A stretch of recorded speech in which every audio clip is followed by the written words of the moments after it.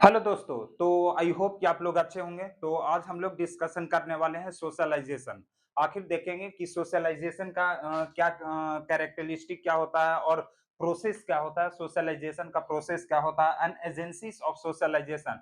सोशलाइज़ेशन के एजेंसीज़ की बात करेंगे और फिर सोशल चेंज में हम लोग क्या देखने वाले हैं कि सोशल चेंज का नेचर क्या होता है और प्रोसेस क्या होता है एंड रोल ऑफ नर्स यानी एक नर्स का क्या रोल होता है सोशल चेंज में, उसका हम लोग डिस्कशन करने वाले हैं। और फिर देखने वाले हैं कि structure and characteristic of urban urban rural and tribal communities यानी urban rural and tribal communities में हम लोग स्ट्रक्चर देखने वाले हैं एंड और कैरेक्टरिस्टिक की बात करेंगे। और इसके बाद major health problem in urban rural and tribal communities यानी मेजर हेल्थ प्रॉब्लम कौन कौन से ऐसे मेजर हेल्थ प्रॉब्लम आ सकते हैं जो कि urban rural and tribal communities में। तो आप लोग इतना लिखिए, उसके बाद डिस्कशन कर रहे हैं कि सोशलाइजेशन क्या होता है, उसके बाद कैरेक्टरिस्टिक की बात करेंगे।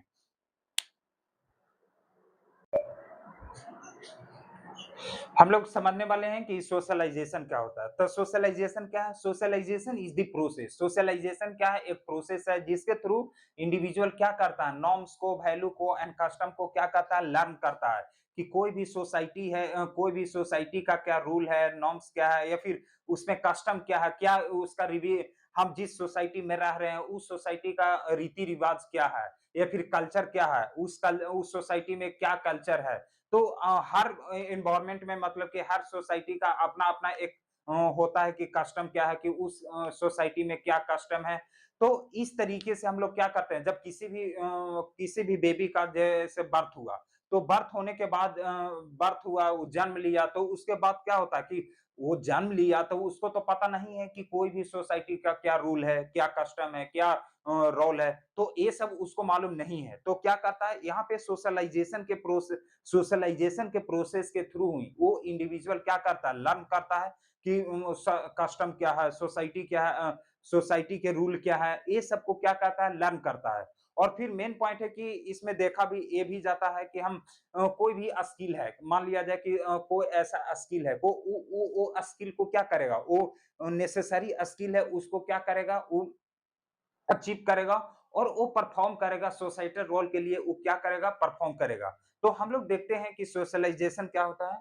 तो socialisation is the learning of social value यानी सोशलाइजेशन क्या है, एक लर्निंग है क्या, सोशल वैल्यू को क्या करता है, लर्निंग करता है एंड रोल को, और किसके द्वारा, इट मेंबर के द्वारा, जो सोसाइटी का मेंबर है उसी के द्वारा क्या करता है, उस सोशल वैल्यू को एंड रोल को क्या करता है, लर्न करता है। And it is the process through which individual कहता है, इम्बाइब करता है नॉर्म्स को। इम्बाइब करने का मतलब है कि वो अपने मन में क्या कर रहा है, वो नॉर्म्स को क्या कर रहा है, वो धारण कर रहा है, और या फिर कस्टम को या फिर वैल्यू को क्या कर रहा है, वो अपने मन में धारण कर रहा है। And role of the society, जो सोसाइटी का रोल है, जो live in and acquires necessary skill to perform societal role यानी कहने का मतलब है कि जो सोसाइटी का रोल है, जो सोसाइटी का रोल है, जो जिस जिस जहाँ पे वो रह रहा है, जहाँ पे जिस सोसाइटी में रह रहा है, उस सोसाइटी के रोल को क्या करता है, वो लर्न करता है एंड जो नेसेसरी स्किल है वो क्या करता है, अचीव करता है, ताकि वो कोई भी सोसाइटल रोल ऐसा हो वहां पे क्या कर सके, परफॉर्म कर सके, सही तरीके से वो परफॉर्म कर सके। तो ये होती है, क्या होता है, सोशलाइजेशन, इसी को बोला जाता है। तो आप इतना देखिए, लिखिए, उसके बाद हम देखते हैं कि सोशलाइजेशन का कैरेक्टरिस्टिक क्या होता है, इसका डिस्कशन करते हैं। तो आप लोग इतना लिखिए।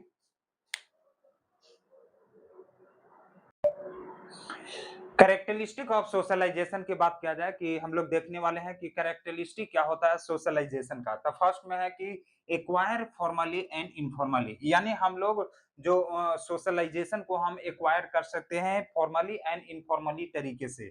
अब कहता है कि फॉर्मली किसको बोलते हैं, यानी फॉर्मली क्या होता है एंड इनफॉर्मली क्या होता है। फॉर्मली में कहने का मतलब है कि कोई भी चिल्ड्रन है, ठीक है, कोई भी चिल्ड्रन है वो लर्न करता है कल्चर के नॉर्म्स को एंड क्या करता है, कल्चर के नॉर्म्स को एंड वैल्यू को एंड कस्टम को, वो क्या करता है, नॉर्म्स किसके थ्रू, इनफॉर्मली के थ्रू क्या करता है, वो लर्न करता है, कल्चर के नॉर्म्स को लर्न करता है। और इनफॉर्मली कहने का मतलब है कि वो फैमिली से सीख रहा है, फैमिली से सीख रहा है तो उसको क्या बोलेंगे? इनफॉर्मली तरीके से सीख रहा है। एंड फॉर्मली किसको बोलेंगे? फॉर्मली में हो गया कि जो हम इंस्ट्रक्शन के थ्रू सीखते हैं या फिर जो स्कूल या फिर कॉलेज में जो एजुकेशन दिया जाता है, उसके थ्रू जो हम लर्न करते हैं, उसको क्या बोलेंगे?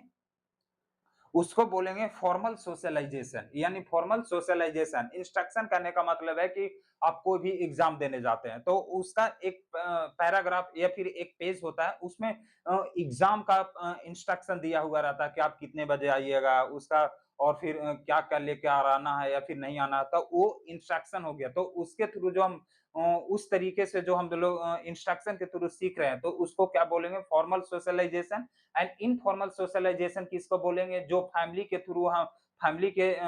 थ्रू हम लोग क्या करते हैं? सीखते हैं। जो जो सोसाइटी का जो रूल है या फिर कल्चर का जो नॉर्म्स है, वो हम लोग सीखते हैं फैमिली के थ्रू, तो उसको बोलेंगे इनफॉर्मली।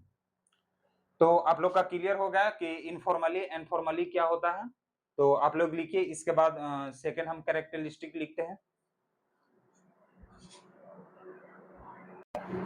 अब सेकंड कैरेक्टरिस्टिक ऑफ सोशलाइजेशन की बात किया जाए तो फिर सेकंड क्या है? Gradual and continuous process. Gradual and continuous process कहने का मतलब है कि सोशलाइजेशन क्या है? एक लाइफ लॉन्ग प्रोसेस है। लाइफ लॉन्ग प्रोसेस कहने का मतलब है कि आपका जो जब बर्थ हुआ और डेथ हुआ, वहां तक आपका क्या है? एक सोशलाइजेशन होगा, ये प्रोसेस होगा ही।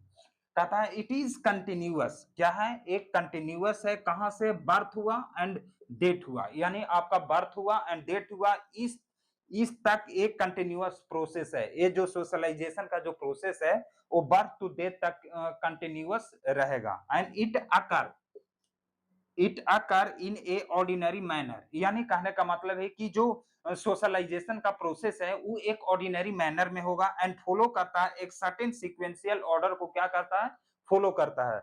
और इसका जो रेट एंड स्पीड जो है वो डेवलपमेंट में however very in individual cases. यानी इंडिविजुअल के केसेस पे क्या करेगा? वो वेरी करेगा कि उसका रेट एंड स्पीड क्या है डेवलपमेंट का, सोशलाइजेशन के डेवलपमेंट का क्या रेट है एंड स्पीड जो है वो इंडिविजुअल के केसेस पर क्या करता है? वेरी करता है।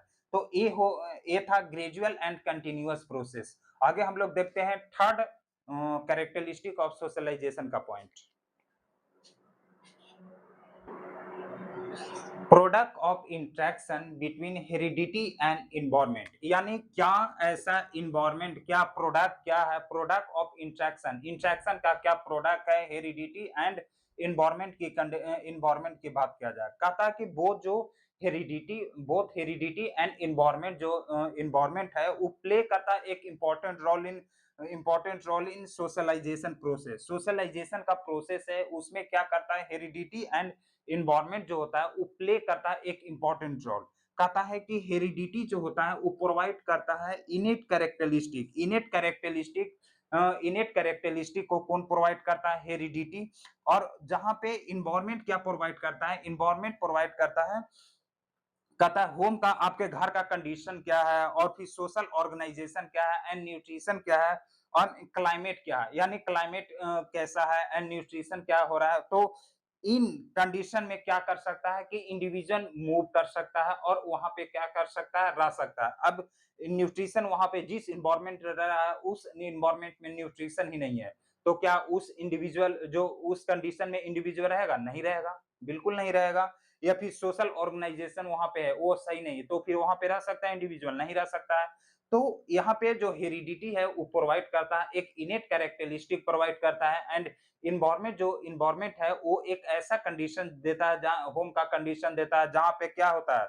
सोशल ऑर्गेनाइजेशन हो और फिर न्यूट्रिशन हो और फिर क्लाइमेट भी हो। वहां पे इंडिविजुअल क्या कर सकता है? वहां पे रह सकता है, वहां रह सकता है एंड वहां पे मूव भी कर सकता है।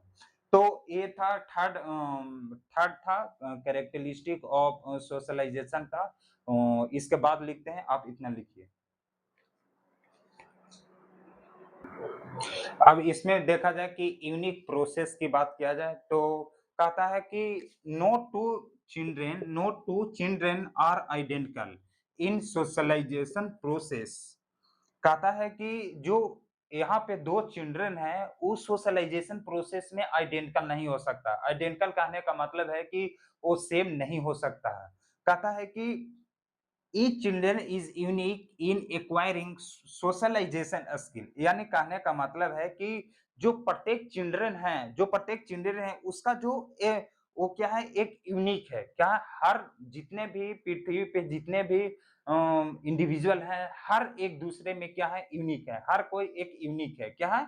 यूनिक है। तो इस तरीके से वो क्या है, यूनिक है। और acquiring socialisation skill, socialisation skill को एक्वायरिंग करने में भी वो क्या है, एक यूनिक है। क्यों भाई? क्योंकि उसका due to their individual differences की वजह से क्या है, वो यूनिक है। कहता है कि these differences are result of the interaction between the heredity and environmental factor। यानी कहने का मतलब है कि जो डिफरेंसेस है वो रिजल्ट क्या कर रहा है कि इंटरेक्शन है किसके बीच, हेरिडिटी एंड इन्वायरमेंट फैक्टर के। अब हेरिडिटी की बात किया जाए तो इनेट कैरेक्टरिस्टिक क्या करता था, हेरिडिटी था वो इनेट कैरेक्टरिस्टिक को प्रोवाइड करता था। और जो इन्वायरमेंट था उसमें क्या होता था कि आपके घर का कंडीशन क्या है और फिर क्लाइमेट क्या है और फिर उसका उस एनवायरनमेंट में जहाँ पे रह रहा है उसका न्यूट्रिशन